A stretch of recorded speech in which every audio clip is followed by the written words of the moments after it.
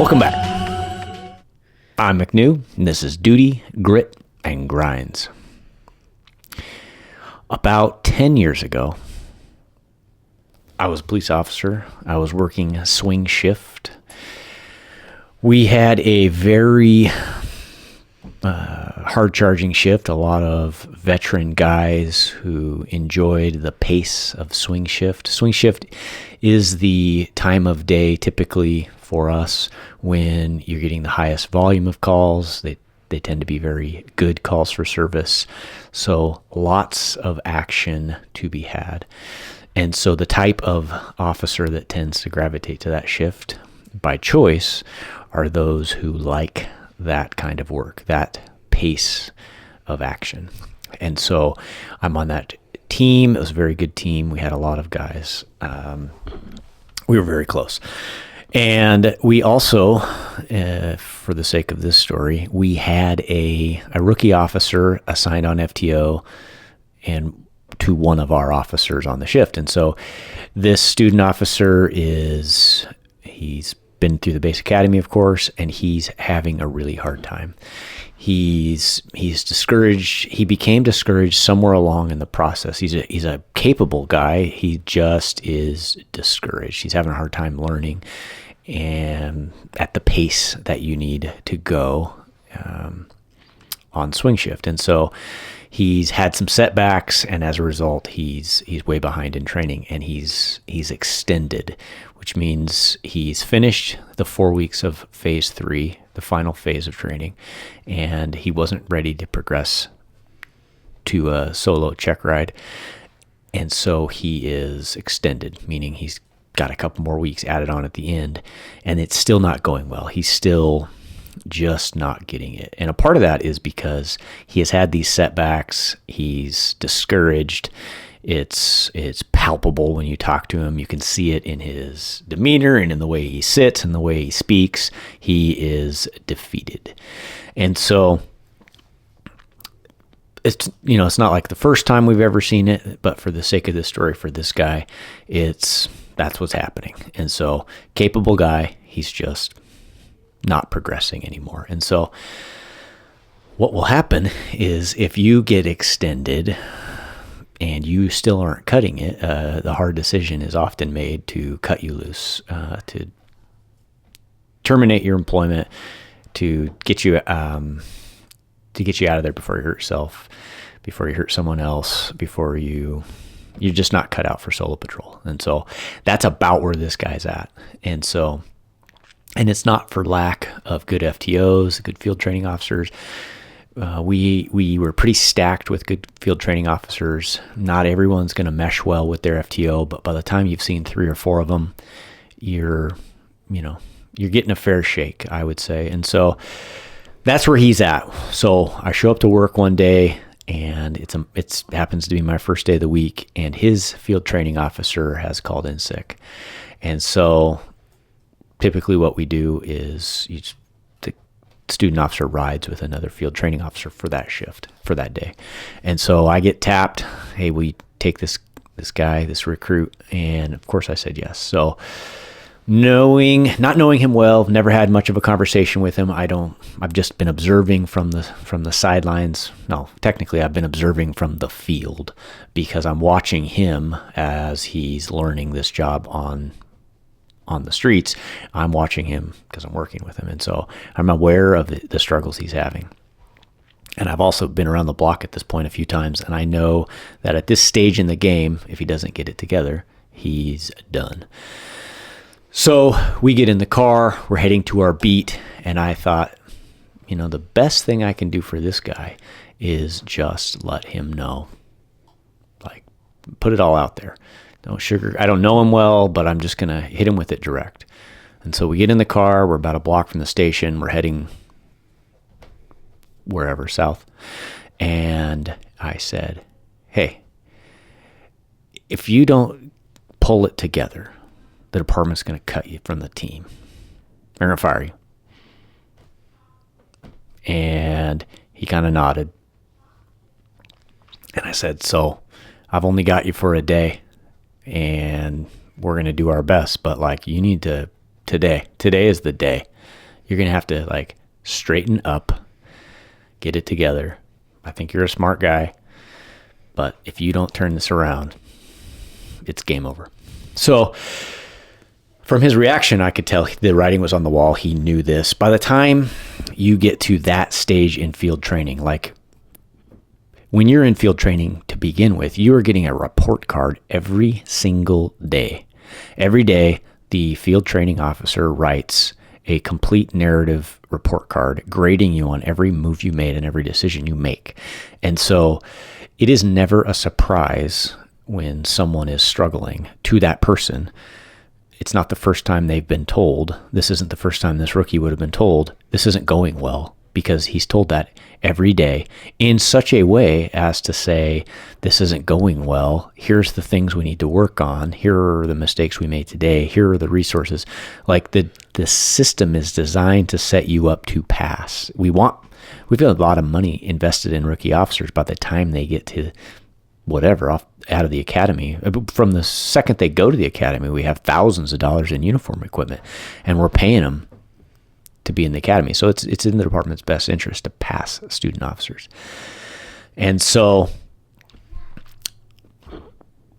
information is not a surprise to him. And I said, so what's up? And he said, man, I just feel like those guys don't like me. We had just left the shift briefing, 6, 7, 8 guys, whatever, sitting around the squad room having shift briefing, and I just don't feel like those guys like me. And I said, they don't know you. And here's what I meant by that. I explained that everybody in that room had a base level of respect for him when he arrived, because he'd gone through meaning when he got hired, when he graduated the academy, they had that base level of respect comes from a place of they knew he had gone through a meticulous background, that he was at least minimally qualified to be a police officer, that he had successfully graduated the police academy, and that he had made it through 2 previous phases of field training. And so, but beyond that, when you say they don't like me, they don't know you means the other people in that room they have friendships and relationships that have been forged with trust through time and through experience, through shared experience.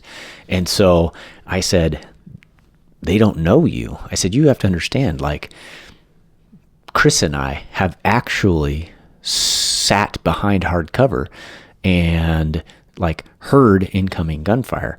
James and I have actually fought back to back against a crowd outnumbered 10-1, of gangbanger turds. Like, we've been through stuff. And so when you say they don't like you, that's not the case at all. They don't know you. Now, what I'll add to that about you in particular is there's been some damaged relationships as you have become discouraged. You've kind of pushed people away. And so we had this long talk about respect through shared experiences. And to that, I said, a part of that is your reputation as a student officer. Where you are now is this. People think you're either lazy or incapable. Meaning when a call comes in your area or another area, you're the last one to pony up for it. As a student officer, you should be the first one volunteering for anything. I said, I'll give you another example. Earlier at briefing, the sergeant in charge came in and sat down, and then when he thought it was time to start, he said, somebody grab the door. You were both the closest to the door and the newest person in the room. And you are somebody. And so what happened is everybody looked to you to jump up and close the door. Not as a ritual hazing because you're the new guy, because you were the closest to the door and also the new guy. And so until someone else comes along, you're somebody. So be somebody. Close the damn door. But what happened instead, and everybody saw it, was the sergeant stood up as the second closest to the door, walked over the door and closed the door. that's the sort of stuff people notice. And so that example, the example a moment ago of when a call comes in your area or someone else's area, you're the last one to pony up. You're either hiding from work or you're incapable of the work. Whatever your motivation is, this has become your reputation. And so here's what's going to happen. You're now in phase 3 and been extended, and your next step is the check ride, where you are monitored and observed by a field training officer, but you're not assisted. And the expectation is you're being graded on whether you're ready to graduate to solo patrol. And because you've been hiding from experience, day 1 of check ride, you're going to show up on someone's front porch, and the thing you're asked to do will be the first time you've ever done it, because you haven't taken advantage of 4 months of training to get the reps you need to be successful in check ride. And so if I am the sum of my training and experience, your number's not high enough to pass.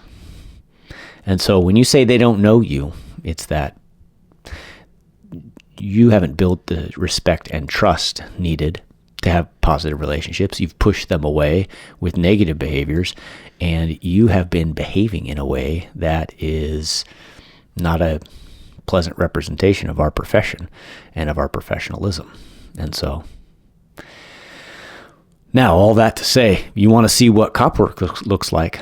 There are a lot of ways to do cop work, but today I will show you my way, and it's a way. It's not the way, and others will do it a different way. But I've had some success over at that point, about a 14-year career. And if you want to see my version of cop work, I will gladly show it to you. And so for one entire shift, we absolutely got after it. The kid had some fire. Right away, we made a traffic stop. The passenger jumped out, charged back at me. I pepper sprayed him. He came flying over the hood, and we're in a fight with this guy who basically ambushed us from the passenger seat of this car we stopped, and the kid's right in the thick of it. We get him to jail. We get back to the street. We are dispatched to a fight. It was a domestic or something. It was a huge fight in the middle of the road that had kind of spilled out of a house on a pretty busy highway. When we came rolling up, people are rushing at us, and he's fighting off a crowd over here. Some guy comes up from behind, and it's like we're just fighting them off of us. I'm kicking people back, and we are like in a full-on fist fight. Now, I could not have better planned a day where I wanted this kid to see cop work at its finest than this day that we were provided. And so right out of the chute, we are on like 2 absolute melees, and he's right in the thick of it. So whatever, I don't remember how that one resolved, other than people went to jail and we're on to the next thing. We're doing some proactive stuff. I said, hey, in the downtime, which, there's not always any, like, be turning over rocks. There's a rock, there's a rock, there's a rock, there's a rock. And so we're turning over rocks. We're talking to people, or we're observing violations, or we are pulling up, a warrant list and seeing who I might recognize, because he's new and he doesn't recognize anybody. And so we're tearing it up. Later in the day, sun has gone down because it's swing shift. We see a couple of ladies come and go from a vehicle, and I don't remember all the details, but we see enough that we have a Terry stop for what we believe is delivery of a controlled substance. And so we stop these ladies. One of them had a warrant. We find controlled substance through an interview and interrogation. We determine that they bought drugs from this car, which is still in the alley over. We get the people from the car. He tows the car. We get it back to the station. He writes a search warrant on the car. We find all kinds of dope and some guns in the car. And we have turned this 8 or 10 hour shift, or whatever our working hours were, into like, now we've been there like 15 hours. And so we have just buried ourselves in paperwork, and we have turned this day that started out down here with this kid who had lost his fire. We had turned this into like a day of learning. And so again, we could not have planned a better day, because, you don't always get to pick the calls for service that come, but this was a good day for learning. And so at the end of the day, we're like exhausted. He comes stumbling into the report writing room, where, as the FTO, I'm just kind of sitting with my feet up. I've finished the DOR, the daily observation report. And he comes in and he's all done. He's turned his last bit of paperwork and he says, we can go upstairs, hit the locker room. I said, all right. And I said, hey, that traffic stop, the first one out of the gate where the guy ambushed us, like that car's out there every day. That fight in the street, like calls like that are out there every day. The guy we jacked up for the warrant, like, for the child abuse warrant, like that guy's out there every day. The red expedition in the alley and the two ladies buying drugs, like that's out there every day. You just got to be out there looking for it. And so if you learned anything today, just remember that work is out there every day. I said this because like he's got a grin on his face. He looks like trash because we've been in a handful of fights. His hair, he kind of had floppy hair. His hair's all a muss. His uniform's all disheveled, but he's got a smile on his face. And I said, that work's out there every day, man. You just got to go find it. And so I wished him the best, and I went to the locker room, went home, went to bed. Next day I come in, I'm sitting in the briefing room, and he's not there. I get the desk phone rings, the sergeant's phone rings, and he says, hey, the training sergeant wants you to come over to his office. He was in a different station across town. He says, training sergeant wants you at his office. And I thought, that son of a gun. Like, I thought we did good out there. And he went over and complained about me riding him hard yesterday. And now I'm getting called to the training sergeant's office. So, I grab my gear, I get my car, I drive across town. I go into the sergeant's office and I say, what's up? And he goes, right, first thing he says to me, he looks up at me and says, what'd you say to that kid? And I said, I told him they were going to fire him because it was true. And I told him if he didn't get his act together and start copping like he needed to, then he needed to find another form of employment. Because his attitude sucked and the perception was that he was lazy. And then I showed him one way of doing cop work for about 15 hours. And so I'm a little surprised he came in here and complained. And he said, he didn't complain. He came in here and said that he recognized he had a bad attitude, that he still had a lot to learn, and that he knew he was on the wire to be cut, but that he wanted to turn it around. I said, oh, what do you need me for then? And he said, you want to take him? I said, yep, you bet. But I need him for the full 4 weeks, and he's going to have to work his ass off, and so am I. But I think he's capable, and if he wants to turn it around, I think he will. And so for 3 weeks, we went out and we just tore it up. Like, no breaks. We absolutely buried ourselves in paperwork every day. We handled every call for service we could get our hands on, no matter where it was in the city. We were just jumping call to call to call, getting the reps.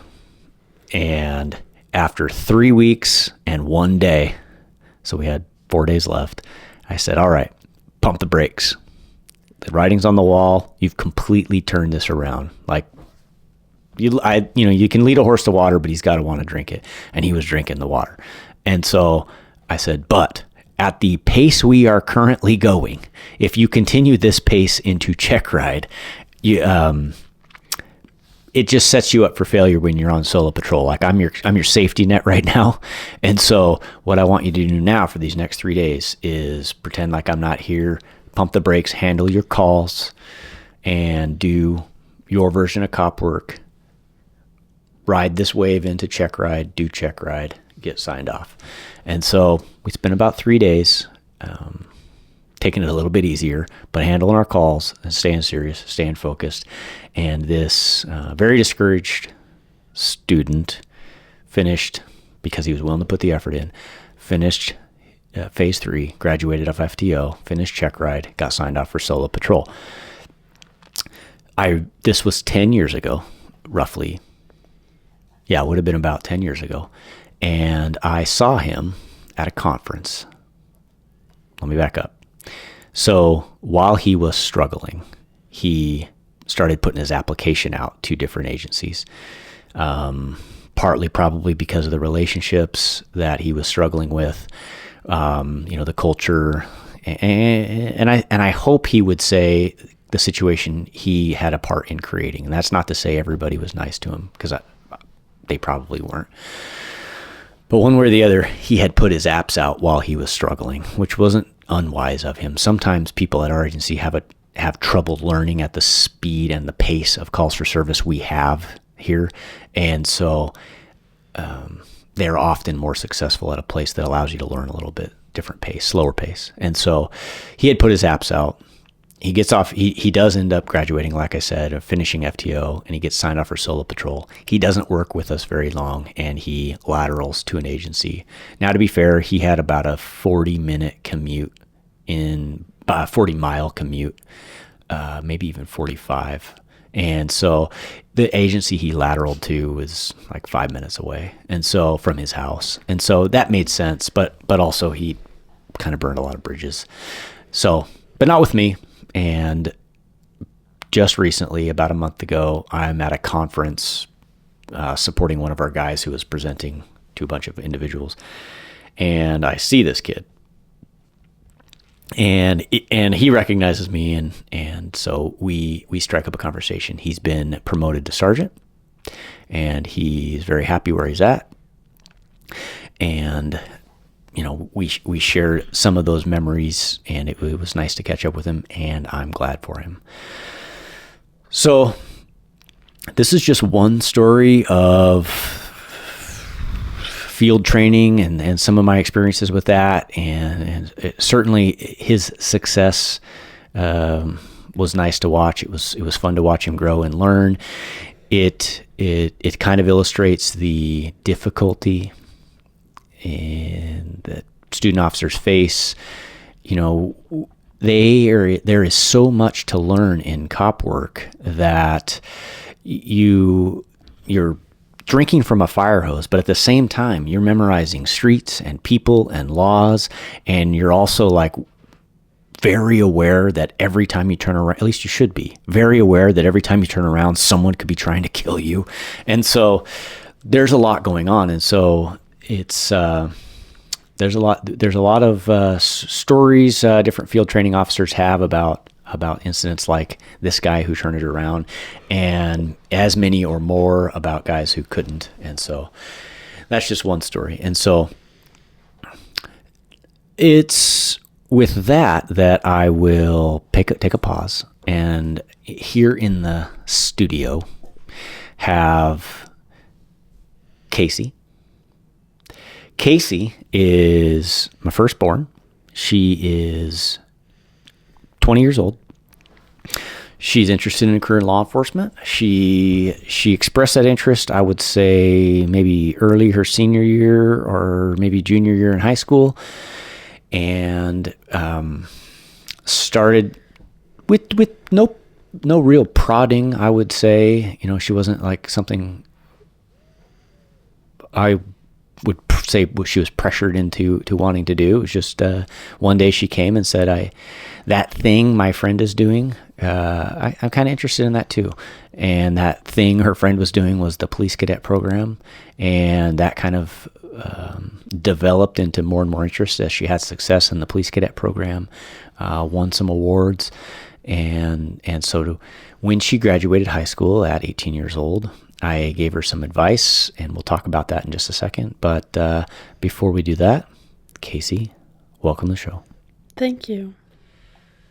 So the advice, I think maybe best if you recall, because I remember it vividly. Do you remember the advice I gave you when you graduated high school? Because there's a couple career paths, and we've talked about them in previous shows. And there's many career paths. So military is a career path to law enforcement. College is a career path to law enforcement. Joining the workforce and gaining some life experience is a pathway to law enforcement. Joining the workforce and working 10 years doing something is a pathway to law enforcement, giving you life experience. And so there are lots of pathways. And so we kind of talked through those pathways. And so I guess to start, say hello, talk a little bit about the beginning of your interest in law enforcement, and then we'll talk about your pathway. Okay. Hello. So right now I am currently a designated support person for some adults with developmental disabilities. I want to say you're correct about the junior year thing, because I remember going to a briefing. One briefing, I visited the department and I went to a briefing, and we were sitting at the table, and then something like really loud happened, like over the radio. I don't know what it was. I remember it being a call, but I remember. Sorry to interrupt. So you're on a ride along, No, or you're a cadet? No, this was my junior year. This was when I was homeschooled. Okay, so you would have been in the police briefing room because you were just hanging out with me? I was just hanging out with you. I came to work with you. I think we stopped by. I got you. All right. So we went, and we're sitting in the briefing room, and you guys are all like listening. I don't have an earpiece. I'm not a cadet yet. We're all listening to something, and everybody gets quiet, and I'm like, what's going on? And then everybody's like getting up and running out the door. You're running out the door, and you're telling me to come out the door, and I'm like, what's going on?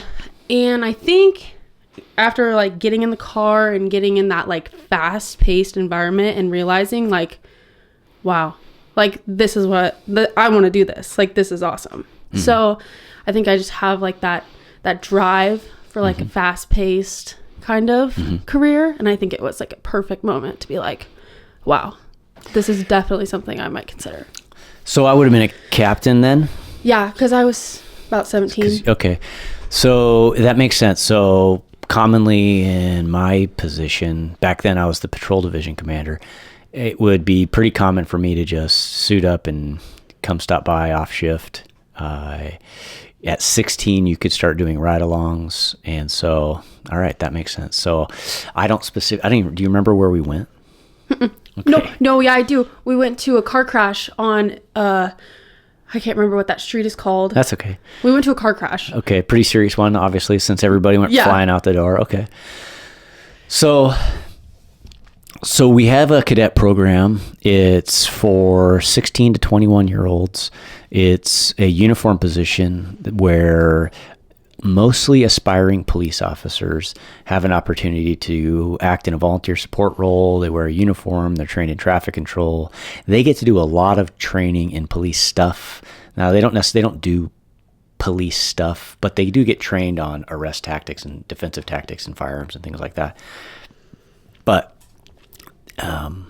for their actual like job out on the field, they get trained on where's the statement forms in the cop car, how do you direct traffic, wearing a traffic vest, things like that. And so that program's up and running, and you express some interest in law enforcement. So what happens next?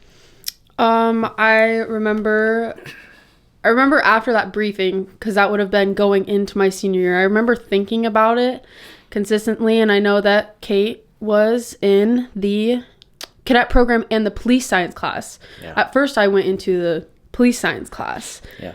And then I joined the police science class through my high school, which was fun. The teacher is a detective at the department you work at, and they had the cadet coordinators come in and they talked about it, and I applied right after that.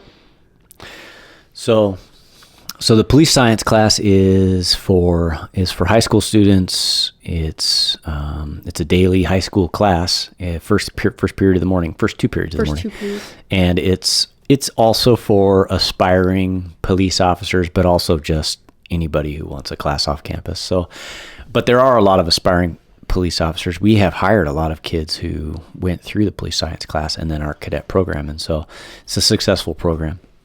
And so you sign up for the police science class. So you mentioned homeschool. So during COVID, we pull all the kids out of school. Of course, the schools were closed, but we withdraw from the school district and do our own homeschool program, which I think really benefited everyone. You were academically, you were average in school when COVID kicked off and we pulled you out. It was a real testament to the effort you put in, and also the parents who helped educate. It was a real testament to what can happen if you have one-on-one education, because you end up making huge progress. and like excelling forward several grade levels beyond where you were when you left. And so much so that when COVID's over and the schools reopen, we gave all the kids the option to go back. And you did what? I went back for like a few weeks and then I unenrolled again. Yeah, you're like, you know what? I actually didn't mind staying home. The only real reason to go back, because you're making such good progress, is to see my friends. And you were active in softball, and you're like, I don't need to see those folks. I have other ways to see my friends. And so you spend an extra year in homeschool. But then you do go back to graduate your senior year at the high school and take the police science class. Kate is in police science and she is joined the cadets. And so you joined the cadets. Yes. And so tell us a little bit about being a cadet. I personally was a cadet for exactly a year. It was from November of, I can't remember what year, but until November of the next year. So I actually had a lot of fun in the cadet program.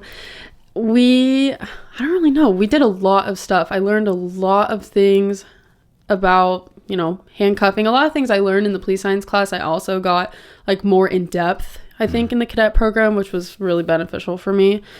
I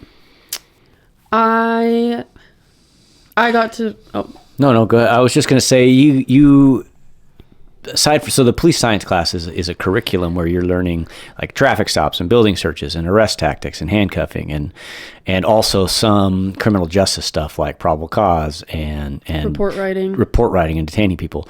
And then in the cadet program, you're learning practical skills also like defensive tactics and all of those other things, first aid, CPR, and you have an opportunity to do things that most people don't get to do, like, for example, the taser training. So it's totally optional. It's only available at the time, it was only available to those cadets who were 18 or over. But you opt to get tasered in taser training. At 17, I had to get a parent signature. And we developed a waiver so you could get an opportunity to do it. And so you and one or two others? It was just me. One of my other friends tried. Oh, that's right, but the taser failed. So two of you volunteer. Correct. We both went through the class. Yeah, we right. both passed the test. Yeah. And then we get down to the room, the gym, and I think she went first because we were waiting for you because it was your birthday. That's right. It was on my birthday. That's and she goes, hers fails, and I go, and she sees how awful it is.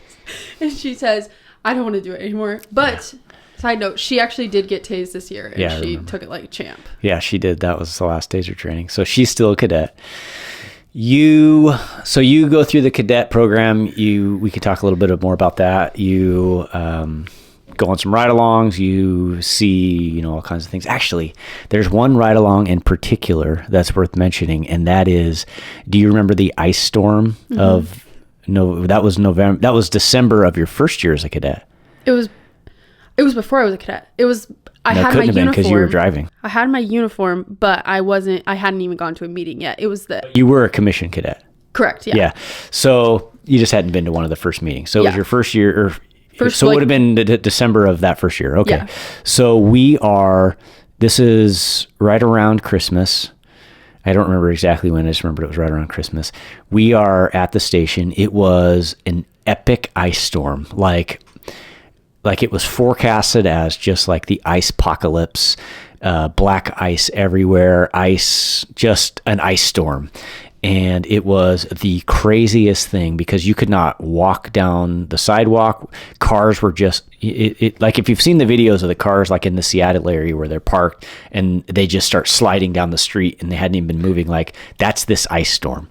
But we're farther south. And so this ice storm breaks out. You could just like barely get around. And as luck would have it, so to speak, the cops are not even leaving the station. Like we cannot get from A to B. You can't even walk outside. It was bananas. And we get dispatched to an active shooter at an apartment complex. So callers are calling in saying someone on the second floor of a 2-floor apartment is shooting down into the parking lot. And so officers are like getting there as fast as they can. And it is like just the worst thing imaginable for a time when you cannot go 5 miles an hour. And so cars are just like sliding everywhere. And of course, that doesn't mean people aren't out on the streets. It's noon and there are people just everywhere. And so the shooting's coming out, and I happen to be at the station. She's at the station, and we have one of our 2 Bearcats is kept at the main station. And I get on the radio to the sergeant, and I said, "Do you want the Bearcat?" Now, typically, I'm not this guy driving the Bearcat, but like nobody's at the station because everybody has left. And as the call starts to progress, I got on the radio and said, "Do you want the Bearcat for cover?" Like we don't have a safe way to approach. And so the sergeant says, "Yeah, if you'll bring it." So I get in the Bearcat, which is like a 25,000 pound piece of armor that I thought would drive better in the ice. But as it turns out, it just doesn't. It doesn't want to go. It doesn't want to stop. It slides. And when it slides hard. And so I need to get the armor out there, but I also need my car out there because it's got command stuff in it. And so new cadet, I said, "Here's what we're going to do. You drive the cop car. Like it's an ice storm. We're making an exception here, cadet. I'll drive the armor because I've been trained to drive the armor, and we're going to get out into the neighborhood where this active shooter is. Of course, you're going to stop like way back where we set up a command post, and I'll hand off the armor." So we make our way down the street, slipping and sliding, and we eventually get there. But the funny part of that story is that you're barely a cadet, and the cadets are allowed to drive vehicles. And because it's an ice storm and some exigent circumstances, your very first time driving a cop car was operating a command Tahoe to a active shooter. So put that feather in your cap.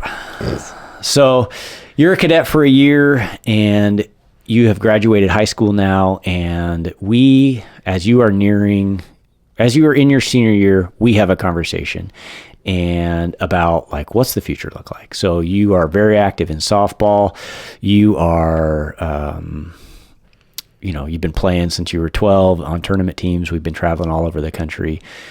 And so, around your senior year is about time when you got to decide, maybe even sooner, is this something I'm going to play into college? Is that even a possibility? What does college look like for me? Is college right for me? Whatever. And so we start having to have those conversations sometime during your senior year.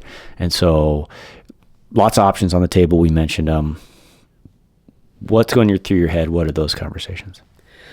I remember trying the military. Tried the military. There was a few hiccups there. I tried the Guard and I tried the Navy. Yeah. I was pretty psyched about the Navy, but then there was some hiccups with some past injuries that I had from sports. So that kind of devastated me. I was pretty excited about that. That was actually kind of a surprise. So by now we've pulled out of Afghanistan, Iraq and Afghanistan. So we're no longer in a 20-year war, and the military is downsizing. Bad timing to want to join the Navy when, ASVAB scores are good. Everything's looking good. She's picked security forces or military police. So I wasn't in the Navy. I don't remember the rating, but they take your medical records, and they are concerned about some on-field collision where you had a no loss of consciousness concussion. Mm-hmm. And in our peacetime military, they said, not interested. They didn't even call us back. Like, Guard, Navy, this concussion's a real problem for us. And I just thought, how? She didn't even lose consciousness. Yeah, that was But in her medical record, she had an on-field collision, caused a concussion, had a headache for a couple of days. She was treated at a hospital because it was an away game, and that was the protocol. And so thought maybe the Navy was the pathway, National Guard maybe the pathway. They say no dice. So you got to decide what now. So then what? From the jump, from the jump, I mean, from the beginning of my senior year towards the end of my junior year, I pretty much knew I wasn't gonna go to college. I never was really interested in school. It was not really my thing. I got good grades and I went to my classes, but I just did not have a knack for academics, like, at all. So of course you graduated with 3.5 with ease, but I remember the conversation saying, like, you remind me sort of at that point in your senior year of how I was, which was like, I'm just like done with school. And what I offered to you was, don't believe that the only pathway to a future is the college education machine. Like, I went back to college years later and finished a degree because it was required, and I'm glad that I did, and it's been very helpful. And then, of course, got a couple of degrees after that. But not everybody's path can be different. And so nothing says you have to graduate in June and go to college in September. And I remember what I expressed to you was I was concerned that because you were like just so finished with school, that what was going to happen is you were going to get 1 quarter, 2 quarters into college, you'd be playing softball, and that would be the reason you were there. Or you're not playing softball and you're just like not internally motivated to succeed in college. And so then you stop college, you have no degree, you got 2 quarters worth of debt, and that was the plan. And now what's the plan? And so I just pitched that don't feel like you have to do this thing because it's what the school tells you. Like, there are other pathways. And so with that information, you and your own experiences, and probably advice from your mom and any number of other people, you decide to do what? I decided to become a DSP, a designated support person for adults with developmental disabilities. Yeah. And so before we go down that road, because that is a really interesting job, and I think it's going to really prepare you well for a career as a first responder, whether that's a police officer or anything or something else. But one of the things I remember telling you is you can't be a police officer till you're 21. Mm-hmm. And so what you need to do between now and then is be a grown-up. And what I meant by that was we've seen a huge shift in the people who are applying for cop work. They are now a lot younger, 20 and a half, 21 years old, and many of them lack life experience. All of them lack the life experience that a 30-year-old has. But like me and them at 21, you just haven't done much.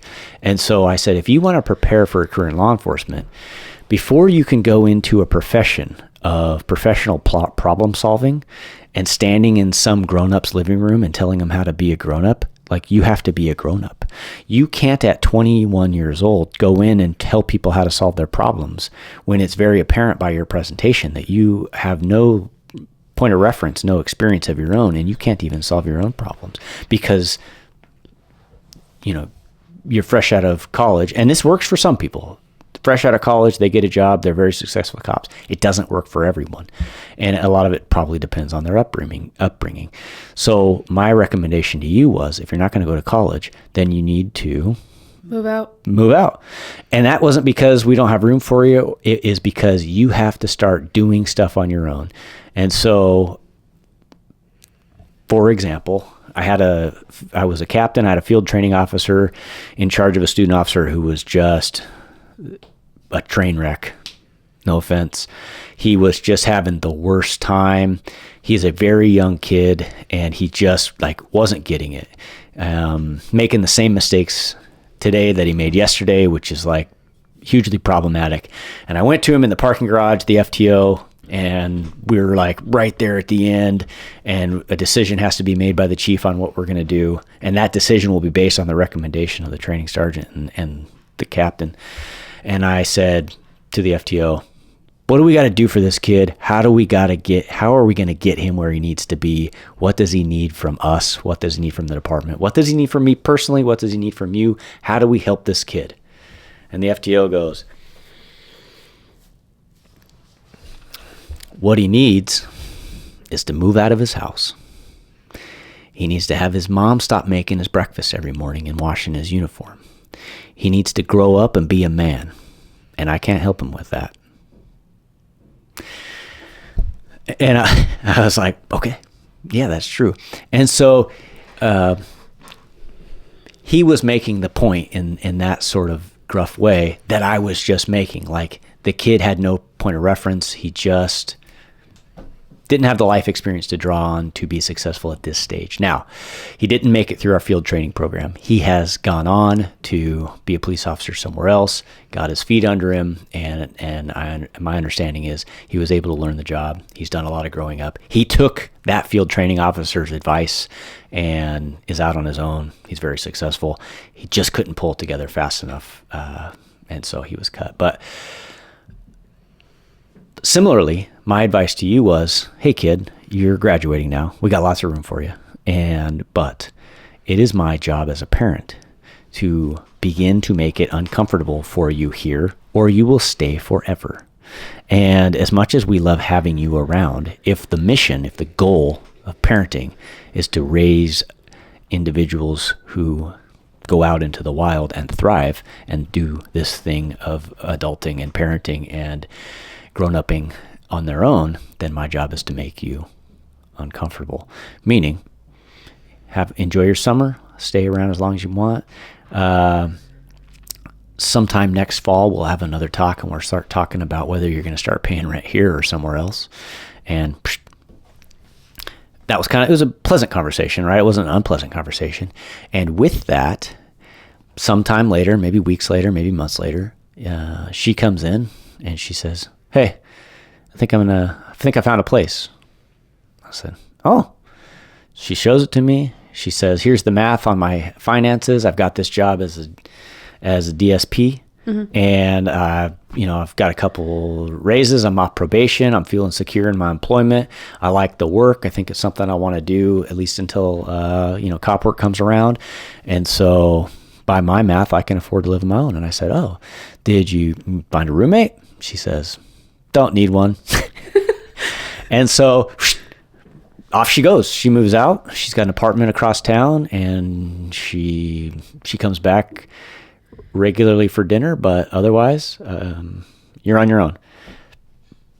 So the job you're at is DSP, designated service provider. Is that correct? Support person. Support person.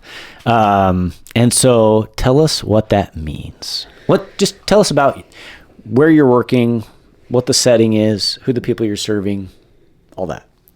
I work in a home, like an actual home. It's not like a facility. It's a home, and these people live there and they have roommates, and it's just like everyday tasks. I support them with, showers, cooking, cleaning, laundry, everyday tasks like that. But then like trying to get them out in the community and give them, the quality of life they deserve. So making friends in the community, getting involved with people, going out, birthday parties. Yeah. But and these folks, they're men, if I remember correctly, and they're adults, mm-hmm. in their 20s, 30s, 40s, all around, and they have a variety of ailments or conditions. Why is it that they need your assistance? And I'm not asking you to violate any privacy rules or anything like that, but they have different handicaps or setbacks. Yeah, they're all at different levels in life. They either, everybody with a disability, they're either born with it or it develops over time. Mm-hmm. Throughout the entire company, everybody is different. So they're all at different levels of, mm-hmm. Needing support and stuff. Mm-hmm. So it's, you see autism, Down syndrome, schizophrenia, OCD, different kinds of like syndromes and stuff like that, make it hard for them to live a normal life by themselves. Yeah. Yeah, that was helpful. That was the description I was looking for. So, and because of that, they live in a home together, and just a handful. It's a small group, 3, 4, 5. Most of the programs have just a few people living in them. And so in the program you're in, they're ambulatory. They're up and moving around, mm-hmm. walking around. So they're not bedridden or sick. they just need support to do daily tasks. Yeah, I work in a home that is more, up and moving and less, not like end of life care, higher support, like lifts and like, I don't remember the other word, like helping them like move around and stuff like that. And you mentioned like autism and Down syndrome and things like that. So I think people can kind of get a grasp of that. So you're making meals, you're doing showers as needed. You're doing, most recently you became certified to like provide medication. Oh, I have my NAR. So that's a certification that allows you to like, someone has a prescription medication, like you don't have to make medical decisions, but you can read a prescription, you can provide the medication to the individual and they take it. Yeah. Pop it out of the little bubble pack. Right. Okay. Into a little cup. Right. And so you're doing that. You've been doing that for a while now. And so you've also been appointed or promoted to different roles as a supervisor or lead individual. Like, tell us about that progression. So you start off in a 30-60. So when you get hired, you start off in a 30, 60, 90 probationary period. You set some goals and you meet every 30, 60, 90 days with the team. It's usually a director, a manager, and like usually someone else from the office. You set some goals. You talk about those goals after you get through those time periods. And then after that, you're able to be alone with the clients. You're able to do more stuff by yourself. And then there's opportunities to move up. So you can go to, I think the first one is shift lead. And then after that, you can move up to lead staff. So shift lead, you just have to take like this little like thing on the computer. And it's just a few questions about stuff. And then I think it's like a 50-cent raise, but you get like that title. Counts. I know. And then after that, there's lead staff or leadership. So it's a team. Each program has a team. So it's usually like the assistant manager, the manager, the assistant manager, and then the leadership team. That's what they're called.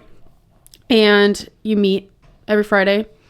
Ours does every Friday. And we just talk about like what we can do different, what we can do better, what things need to happen in the program, just ways to make the program better and getting everyone on the same page. But to get into that position, I had to write a letter of interest, and then I had to be called in for an interview. So I had to re-interview for a position at my job already, which was kind of interesting. And it was actually really, really nerve-wracking because I had been secure in that position, like as a DSP for a while. So I didn't like it. It was weird to go into an interview and I was kind of nervous about it, but it was actually really nice. It was like refreshing to go into an interview again. But I've been doing that. I just recently in the last few weeks got out of my probationary period on that because that's also a 30, 60, 90. So you learn all of this new stuff that like the leadership team handles, which is kind of overwhelming because I didn't realize how much stuff like actually happens in the higher ups in the programs. And I was pleasantly surprised at the new skills I have found. So somewhere during that whole progression, you became one of the like either on-call supervisors or on-call med givers, or maybe it's a combination. Maybe it's both. It's just the on-call person. We have a rotation, so it's like the leadership team is all on call, and it's, anything that happens, like they need someone to come in, you need to find coverage, you need to give meds, or anything like that. And so, as the on-call person, if the on-duty shift needs assistance, they give you a call, and you respond. There's actually a pager. A legit old school pager. Yeah, it's in my car. I'm on call right now. What if you get a call? And it's they don't use the pager. Like they use the telephone. Okay, that's funny. So, just backing up a little bit. So a lot of you take these individuals out into public. Like you go, if they need to go to the grocery store or the gas station or McDonald's or the beach or the mountain or whatever. Yeah. Like part of your job is to go with them, and you guys have a fleet of vehicles that someone can drive. You have to be 25. You have to take a test and stuff So it's vans. So your company has vans. Yeah. And you go. So you have a driver who takes you and your client, client, yeah. to town or to errands or on or special trips, birthday parties. Probably these individuals all have extended families as well. So you're probably going to family stuff and maybe so. From your stories, I know that sometimes you are in town and some of these individuals have some kind of troubling behaviors, like I was going to say tempers, but like, these are some of them are going to be strong individuals that when whatever is happening, they're pushing, biting, screaming, just having behaviors. And so what's that like? How have you been trained to like keep yourself safe, to keep them safe when you're out in public or at the house? What's that look like? So when you apply at the company, you go through all of these classes. I think there's like 8 different trainings that you go through, and they're all different and specific to different kinds of things that they want you to know to work for the company and in this kind of setting. I think the most beneficial one for everyone is the therapeutic options, which is, you don't know, which is like body positioning and like what to do in the, like, if they come up behind you and choke you, it's just, trying to find safe ways to de-escalate situations like that. So I enjoyed learning the therapeutic options. They teach you how to get out of like these kind of like grabs and stuff and biting, like you said. Yeah. So the reason I asked that is maybe not clear for everyone how this job relates to a future in first responder work or police work or in any other emergency responder work. But like you're learning to deal with people in various states of conflict. Right. And so it's kind of a direct translation to the work a first responder does. And so anything to add to that? And I remember you saying stuff like that when I started to apply, because I started working for the company 3 days after I graduated high school. Oh, wow. Like on June 15th, I started working at this company. I started training at this company.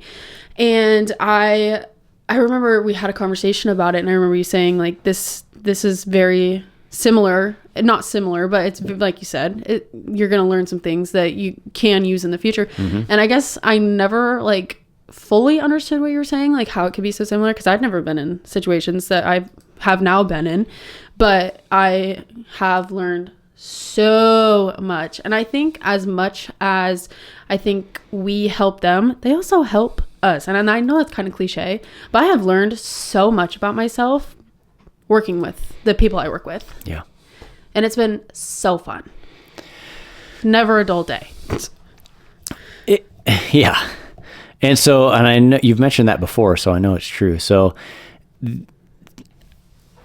it's the kind of industry where you've also seen a lot of employee turnover. So a lot of employees, this is where I was trying to go with this. A lot of employees have come and gone. As you've been there now 2 years? Year and a half. And so much so that you have like kind of climbed the chain of seniority as someone who's been willing to stick it out. And I suspect that's in part because you have a heart for the individuals. You said like you enjoy like helping them live their fullest life.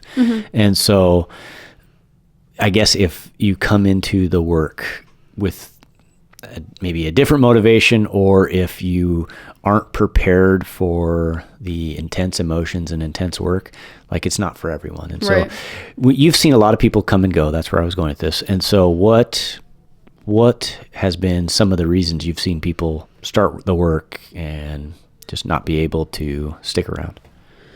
I think the most common one that I've seen personally is people don't completely know what they're getting themselves into. And I think they burn out really fast. It becomes like too much, too repetitive, too, hard. Not hard, but it's hard for some people. And I think that they get to a point where it's just like too much and they gotta go. So that's the most common one I've seen. I've seen some like, APS and like having to be called and stuff, some pretty sad stuff, but the most common one I would say is just pretty bad burnout. Yeah, it's not for everybody. So, okay. So then just shifting gears slightly, just speaking very generally or as specific as you want, you can say what you like. How do you think this pathway will prepare you for a career in law enforcement or as a first responder? I think I've learned a lot about how unpredictable people can be. People are so unpredictable, and I've been put in some situations that I've been like, my patience, my ability to de-escalate situations and, talk to people that, you don't, sometimes you don't know how to communicate with people, and it's pretty hard, but I've learned a lot of like de-escalation, talking to people. Oh man, I don't even know. It's been so many different things that I've just... Well, and even just as far as like going to work every day and having a full-time job, like there's value in lessons in that. Yep. Whether you're like running a shovel, digging ditches, or working with individuals in their home like you are, or working at Safeway, like going to work every day, you're learning lessons like going to work every day. Right. And so I guess one of the things we run into a lot in modern law enforcement is it is said that it seems harder to find new officers who want to work overtime. They very much want their time off. And this is not a judgment on that. I'm just saying the time of the company man and the guy who wanted to work and slave his life away, it's different now. And so more and more you're seeing individuals take all of their time, all of their leave time, their full 12 weeks of family medical leave for babies. They're taking their days off and they're not answering the phone for overtime. And it's such a difference from 20 years ago when, people were fighting over overtime and just culturally we weren't as good about taking time off. And so again, this is not passing judgment on that, just an observation that there's been a shift. And so you raised here, you fall somewhere in the middle. Like you enjoy your time off, but you also work like a dog, right? And so you're calling me a couple weeks ago saying, I'm fighting off this horrible illness, but everyone at work is calling in, and I've told work like I'm sick as a dog, but if you want me, I guess I'll be there. And they're everyone got the same sickness. Like we were all sick with like pneumonia. It was awful. But it can't just close. It's like no, like a cop shop. 24 hours. You can't just like, these people live here. This is their home. Yeah. So you can't just say, oh, well, we're closed because no one came to work today. So your work is saying, man, put a mask on. We'd love to have you. Yeah. So if you're willing to come, we'll take you. So I know when we talked, and I want to put a pin in that for a second because there's a balance to that, and we talked about it. So before like the internet sends me hate, earlier I told a story about be someone. I said until further notice, like when someone says somebody close the door, like you're someone. I often tell new cadets, new cops, new whatever, my kids, the neighbor kids, be someone is my way of saying like be someone who people remember your name for the right reasons. People, for example, people don't remember, the officers at where I work don't remember the names of all the cadets because there's lots of them and they're 16 through 21-year-old kids and they're volunteers and they're there kind of infrequently. And so specific to them, I say, make the cops remember your name for the right reason. Be the cadet that they remember always shows up picking up trash at the range, picking up brass, helping for training, volunteering for simunitions, grabbing the door, washing the cars, washing the dog, volunteering for canine training, laying in the muck, laying in the mud. Be someone. Be the person they remember your name for the right reason, as opposed to, there's another way. Don't be someone who they remember your name because you're the one who lied and got fired. You're the one who wore your uniform to a party where people were drinking. You're the one who got pulled over wearing the uniform because you were speeding or driving recklessly. You're the one who had a bad attitude. You're the one who always makes excuses. You're the one who never comes to work. That's not the someone we want to be. Be someone whose name we remember for the right reasons. And so at work, you have developed a reputation for the person who shows up. And I think that is one of the lessons, everyone hopes their kids learn, but just as a police captain or a police officer, that is something I hope all new police officers bring to the table. Like, show up to work, show up mentally ready, show up physically ready. Like, this job takes a physical and mental toll on you. And if you aren't staying in shape, you're going to get your ass kicked, and maybe me too.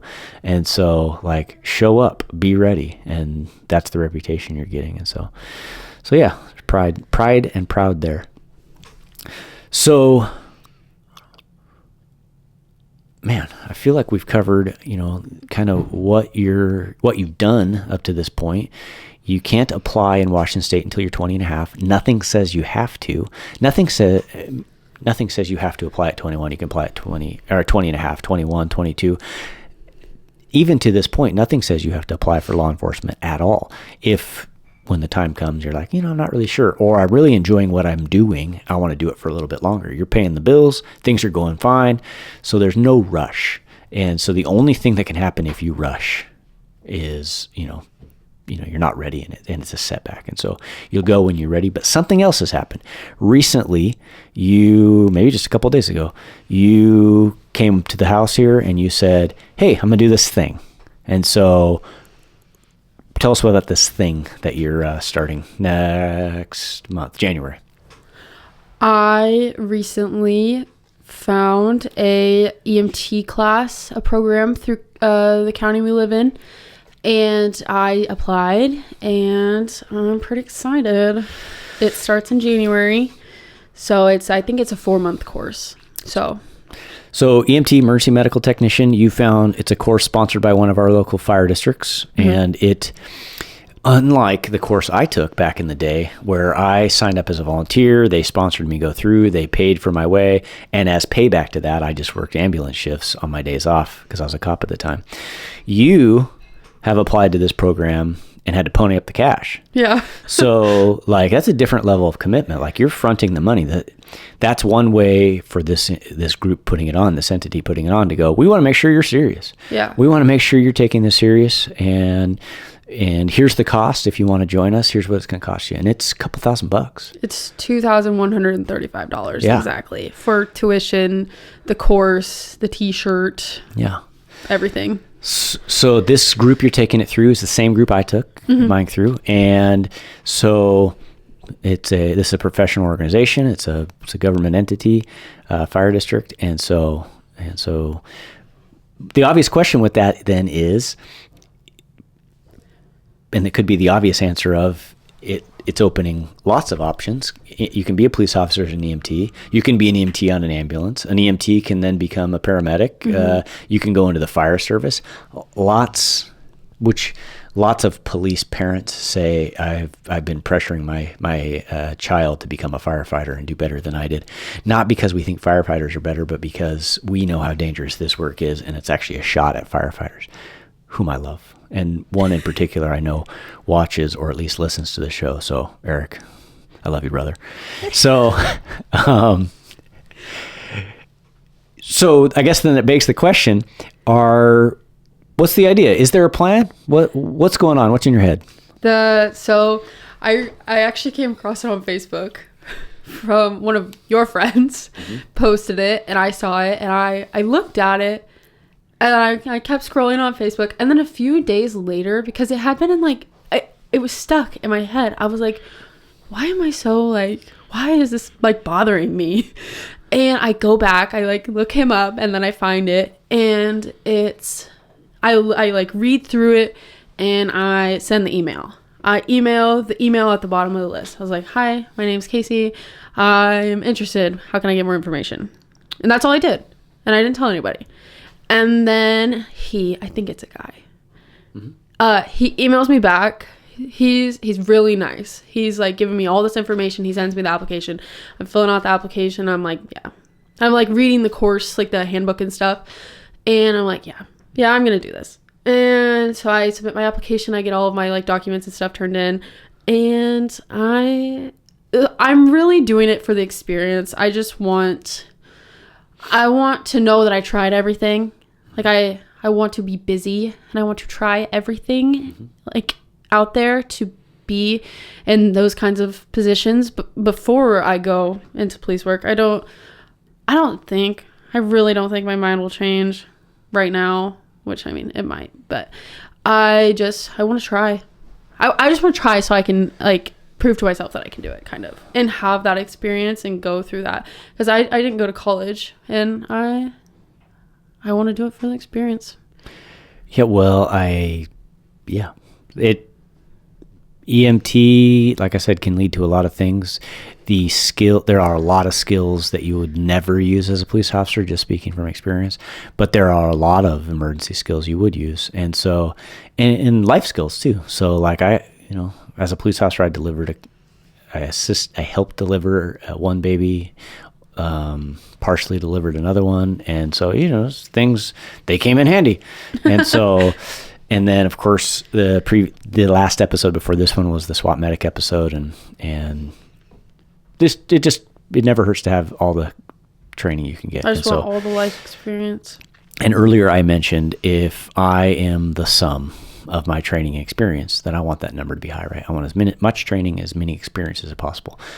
And so, because it's the combination of the both. A lot of people become like professional students, mm-hmm. but like, man, if you aren't out practicing it, then these are diminishing skills. They're perishable. And so education's part of it, but man, you got to put it to practice and experience. And so I know that you'll get an opportunity to, practice the EMT stuff on an ambulance. And so maybe you'll love it and maybe not, but,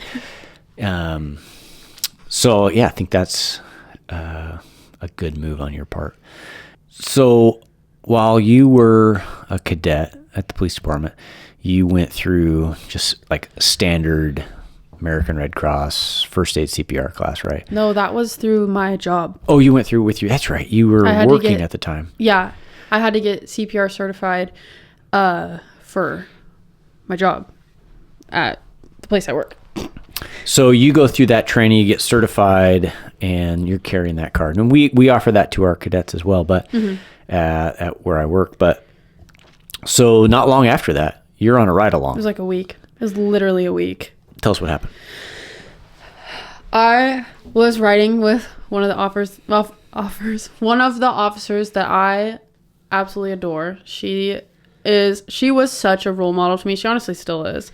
Her work ethic is insane, and she's just all around just an amazing person. So I obviously go on ride-alongs with her, and we were on one, and there was a call. It wasn't really like a busy day. It was kind of, I want to say swing shift. Yeah, I think it was swing shift. And we were, riding around, and then there was a call that popped up, and it was like right next to us. It was the fire department was responding. And so we drive over into that neighborhood, and we like go inside the house, and this lady is unconscious. I'm kind of just standing there, like as a cadet does. We don't really do anything. We just stand there and observe. And I'm just standing there, and she's like, can you go out to the car and, find out this lady's name and her information and stuff. Because this lady didn't actually live at that house. She was there. I think it was her son's wife's house. I think it was her son's house or something. And she was there, and she ended up going into cardiac arrest, and she was on the ground. The fire department was doing CPR when we got there, and they didn't know this lady's name. The guy was like in distress. He didn't say, it's like he didn't even know her name, I think, because we could not find anything. Like, we didn't know her name. And she's like, go find her name. And I remember there was like a piece of paper that had something on it. She had me type it in. And that was the first time I actually used that computer, which I remember from watching how to do it. And I actually was successful with it. So that was fun. But I typed in this lady's name, and then we have radios as cadets. So we are hearing everything that's going on. And she's radios, and she says, like, come back inside. And so I go back inside, and I'm standing there, and she's like, here, put these gloves on. And I'm like, what do you mean put these gloves on? I didn't actually say that. And I was like, what? She's like, put these gloves on. And my hands are sweating so bad. I cannot get these gloves on. And I actually, they had me do, her and the firefighters had me do CPR on this lady who went into cardiac arrest. And they shocked her, and then they got her in the ambulance right after my rotation of CPR. And later we go to the hospital.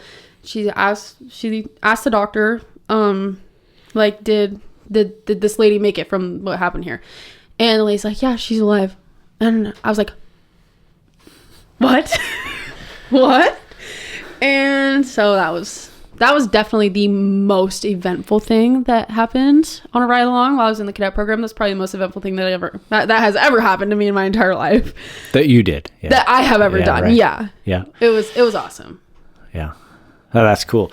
And so as a result, she writes you up. The officer you're talking about, she nominates you for a life-saving award. Mm-hmm. Yep. So that was neat of her. She gave you the opportunity. It's not common for cadets to be offered the opportunity. So, to take part in such a serious thing when there are lots of other trained individuals, but she thought enough of you to give you a shot at it. So that was pretty cool. So you ended up getting a life-saving award as a cadet. Yep. So pretty neat. So probably that played into the idea of, maybe the CMT thing would be valuable training, but also it probably gave you some interest in that as at least a possible career path. Definitely. So, yeah. So I'm remembering that day that ice storm, when you finished that story, we actually responded to another call. It was kind of a tragedy. Do you remember that? Yeah. Yeah. So the day of the ice storm, or first thing in the morning. It was the first call of the day that we went to. Yeah. Yeah. So, first call of the day, it was an infant death, right? I actually remember what day this was. It was 2 days before Christmas. It was December 23rd. Yeah. Because that makes the story even sadder. Yeah. So 2 days before Christmas, we, along with others, get dispatched to an infant death. It was a co-sleeping thing. Child in bed with her folks, and they woke up and she had passed. So pretty tragic deal, especially for a 17, 18-year-old. You would have been 17. I was 17, yeah. Yeah, 17-year-old cadet, seeing the grief. Lots of kids in that family. You had lots of siblings. So lots of siblings running around, just the parents just grief-stricken. So tough call. More to come of those if you stick around. So I've mentioned in previous episodes, and so I'll mention it to you, we didn't used to do a great job of preparing new officers for those sorts of experiences. It was just kind of the expectations. You'd rub some dirt in your brain and you'd just carry it on. But now we do a little bit better job of saying, like, hey, that tragedy we just witnessed, or that horrific thing we just saw out on the street, like, that might have bothered you, and that's normal, so that's okay.